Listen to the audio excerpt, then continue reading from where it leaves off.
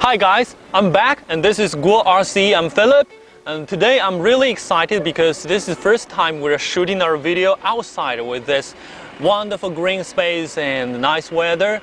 Last time bro left me a message saying if I could cut off those blah blah introducing and go directly to the operational part, but for that I say we couldn't. Sorry.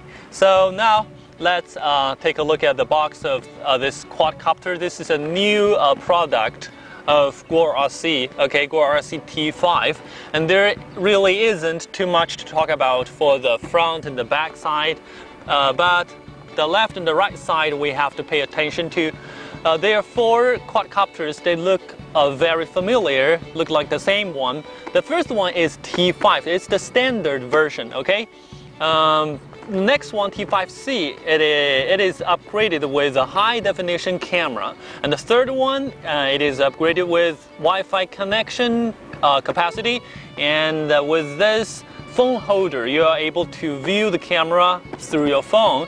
And the last one, T5G, 5.8 gigahertz first person view, with this, actually this controller, right? The FPV controller, you're able to view the camera through it. And on this side, those are the features, the commonly seen features, but some are not so commonly seen. I'm not going to introduce them one by one, but I want you to pay attention to like 6-axis gyro and CF mode, also known as carefree mode. You know, the first glance when I look at those features, I was wow, because with such a low price, you can get all those features, mainstream features. Okay. Now let's unbox it and take a look at the inside of our quadcopter T5.